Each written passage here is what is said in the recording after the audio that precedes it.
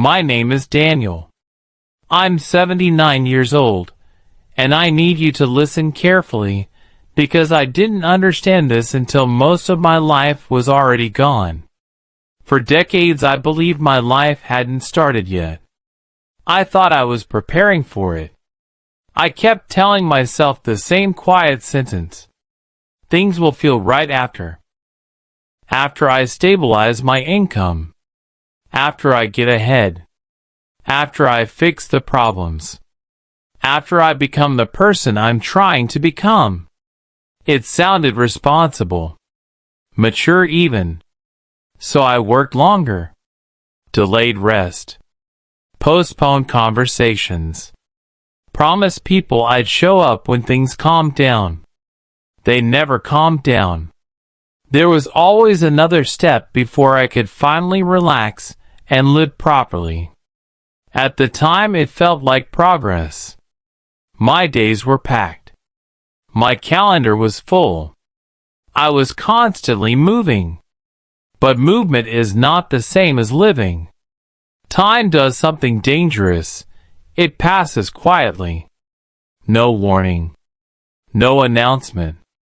No moment where you feel it disappear. You don't notice you're trading today for tomorrow because you only trade small pieces at a time. An hour here.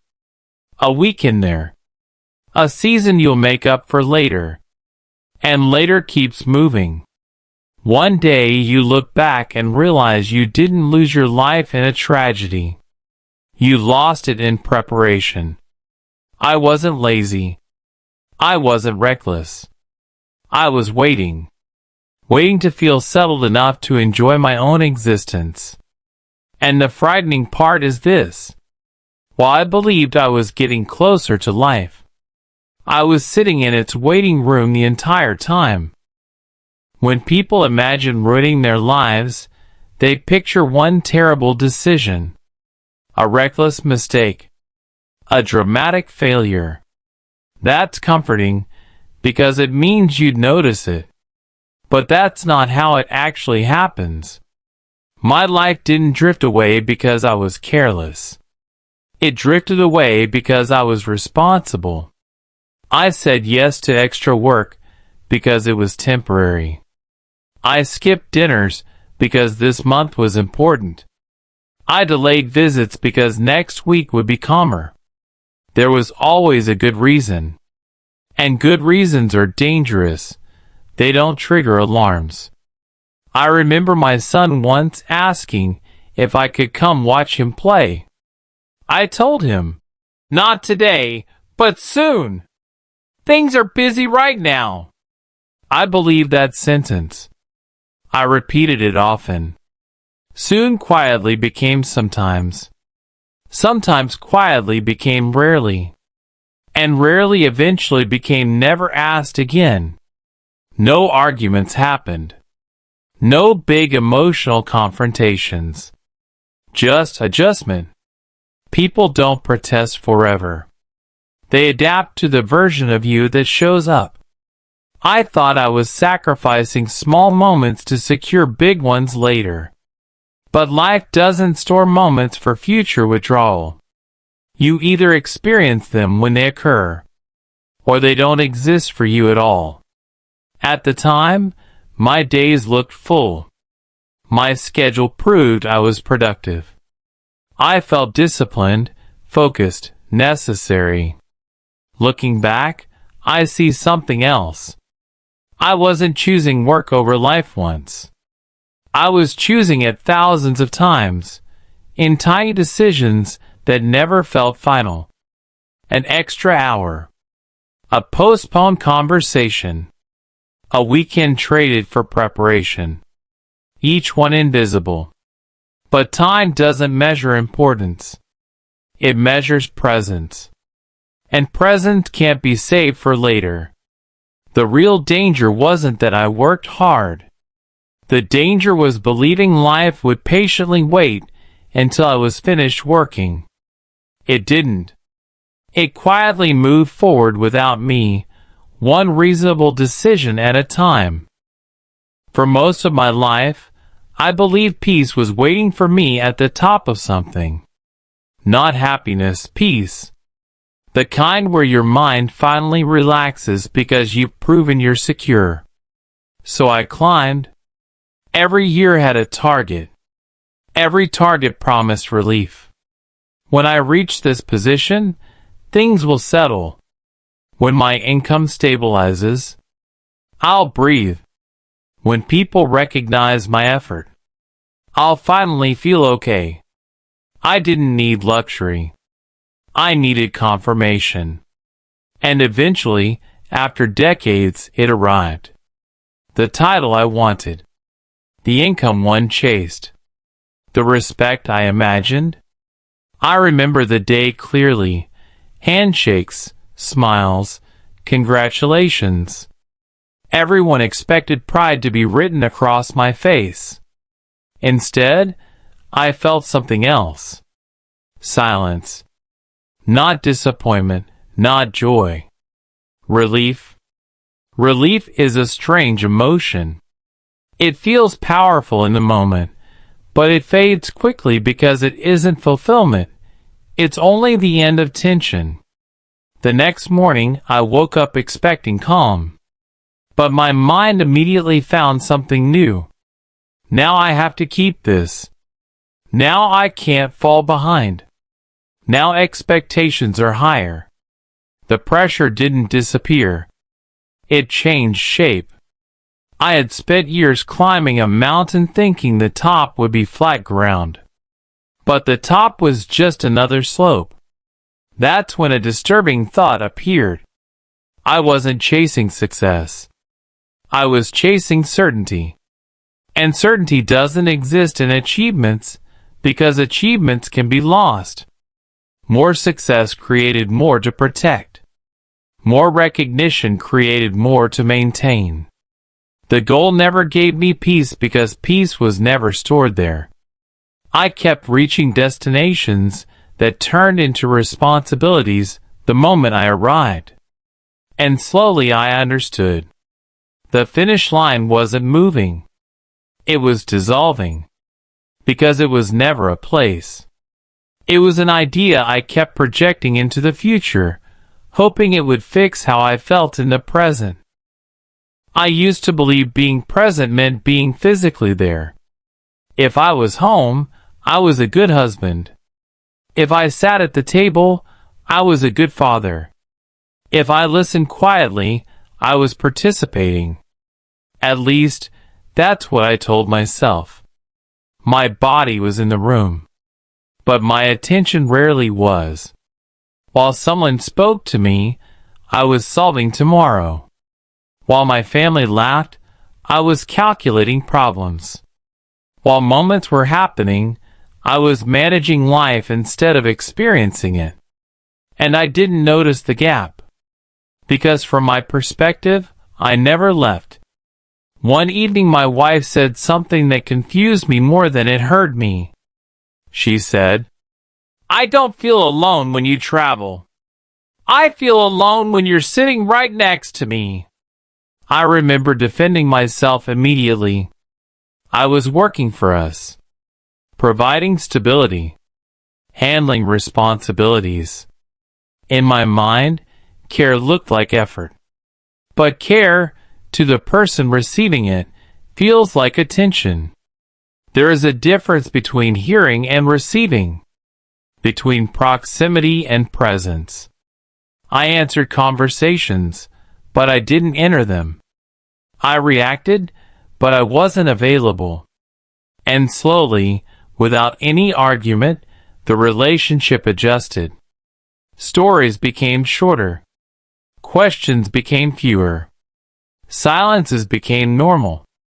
Nothing broke loudly. Connection simply thinned. Years later, I realized something uncomfortable. People stop asking for you when they learn you're only partially there.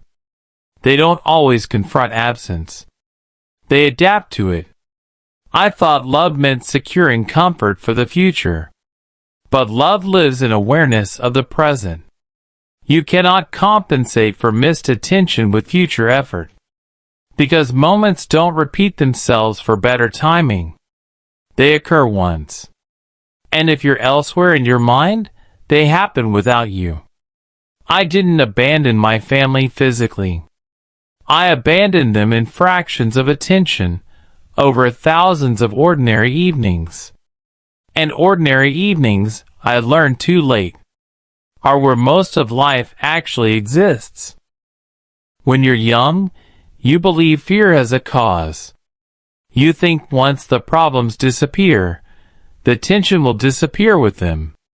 So you create a plan. Earn more, feel secure. Organize life, feel calm. Prepare enough, stop worrying. I followed that plan faithfully. But many years later, something strange happened. My circumstances improved, and my mind didn't. I expected relief. Instead, I received new concerns. When money was limited, I worried about survival. When money was stable, I worried about losing stability. Different situations. Same feeling. I began noticing the same pattern in people around me. A friend without savings feared the future. A friend with savings feared the market. A healthy person feared illness. An ill person feared time. No one arrived at fearlessness. They only changed topics. That's when I understood a difficult truth. Fear isn't a reaction to life. Fear is a habit of the mind. The mind searches for uncertainty the way lungs search for air. Remove one worry, it attaches to another. I spent decades negotiating with reality, trying to make life predictable enough to relax. But life never signs permanent contracts. There is always a next variable you cannot control. And because I believed peace required control, peace stayed unreachable. I thought stability would produce calm. Instead, calm required accepting instability. The moment this shifted, something surprising happened. Nothing outside became safer. But inside, the pressure softened. Not because problems vanished, but because I stopped treating uncertainty like an emergency. I realized I wasn't afraid of events. I was afraid of not being able to guarantee outcomes. And guarantees are the one thing life never offers. The search for total safety kept me permanently unsafe. Because the mind waiting for certainty never rests. Peace didn't come when life became controlled. Peace began when I stopped demanding it to be. For most of my life, I believed worth was something you collected. You start with none. Then you build it, piece by piece. Education gives some. Work adds more. Recognition confirms it. That was the formula I trusted. Every achievement felt like evidence that I was becoming acceptable. Not to others, but to myself. I never said that out loud, but it was always there. A quiet suspicion that I needed proof to feel okay existing. So I chased proof. If I accomplish enough, I'll feel secure. If I provide enough, I'll feel valuable. If I'm respected enough, I'll feel complete. Years passed, and the evidence piled up. But the feeling never stabilized. Each accomplishment worked briefly, like holding your breath underwater and rushing up for air. Relief, then the same pressure again. At 74, something small happened. Nothing dramatic. No crisis. No loss. Just a quiet afternoon where I noticed a strange pattern. Every goal I reached did not remove doubt, it postponed it. The mind always asked, "And now what proves it permanently?" There was no permanent answer. That's when the realization arrived, uncomfortable and freeing at the same time. I wasn't chasing success. I was asking achievements to grant me permission to exist without questioning myself. But permission cannot come from results, because results always change. The moment I understood that, the search collapsed. Not my work. Not my responsibilities. Only the belief behind them. Worth wasn't waiting at the end of effort. Worth was a decision available before effort. Nothing external confirmed it. Nothing external denied it.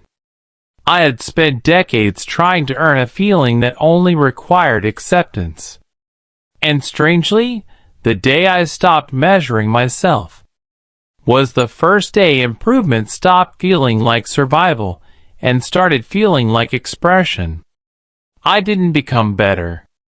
I became lighter, because I was no longer working to deserve my life. I was simply living it. For years, I organized my life around arrival.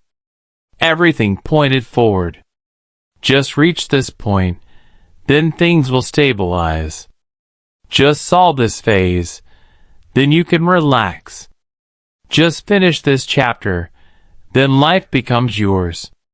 I lived as if existence had a final settled version waiting somewhere ahead. But life never stopped rearranging itself. Every solved problem introduced a new decision. Every quiet period was temporary. Every stable moment required maintenance. I kept expecting the day responsibilities would end and living would begin. It never came. One morning, I realized something unsettling. I had treated life like an airport terminal, a place you pass through before reaching your real destination. But there was no departure gate. This was the destination. The future I was preparing for kept converting into the present I was ignoring. I thought peace would arrive when uncertainty disappeared. Instead, uncertainty was the structure of life itself. The mistake wasn't having goals. The mistake was believing goals would grant emotional completion. Goals organize direction. They don't provide arrival. Every time I reached one, my mind immediately created another horizon. Not because life demanded it. Because the mind is designed to continue moving. And movement is useful for progress, but dangerous for satisfaction. I understood then. You cannot finish life like a task list. There is no final box where everything stays resolved. Waiting for everything to settle is waiting for reality to change its nature. It won't. The only moment that ever stabilizes is the one you fully enter. Peace is not found at the end of motion. Peace is found when motion stops defining whether this moment is enough. The finish line I chased for decades wasn't far away. It was imaginary. And the day I stopped running toward it, I noticed I had been standing inside life all along. If you remember nothing else from what I've said, remember this. You are not building a life. You are spending it. I misunderstood that for most of my years. I treated time like savings, something I could store now, and use later when I was ready to enjoy it. So I prepared constantly. I waited to feel deserving. Waited for calmer days. Waited for certainty before allowing myself peace. But time doesn't pause while you prepare. It converts into memories whether you participate or not. And the frightening part is how normal postponement feels. You don't notice you're delaying life because the reasons sound intelligent. One more improvement. One more milestone. One more solved problem. Then you'll relax. But then keeps relocating into the future. I reached many moments I once believed would change everything. They didn't change how I felt about being alive. Because feelings follow attention, not achievement. You cannot collect enough tomorrows to replace ignoring today. The day you finally arrive, if you ever believe you do, your mind will simply design another condition before peace is allowed. That's what it does. So the decision has to happen earlier. Not when you're finished. Not when you're certain. Now. Decide you are allowed to exist without earning it. Decide ordinary moments are not obstacles on the way to life. They are life. Look at conversations while they're happening. Notice quiet evenings before they become photographs in your mind. Nothing you're chasing will feel as complete as a moment you actually enter. You don't need to abandon goals. You only need to stop postponing yourself until they're achieved. Because someday is not a place time takes you. It's a story the mind tells, so it doesn't have to live today. And today is the only day that ever truly arrives.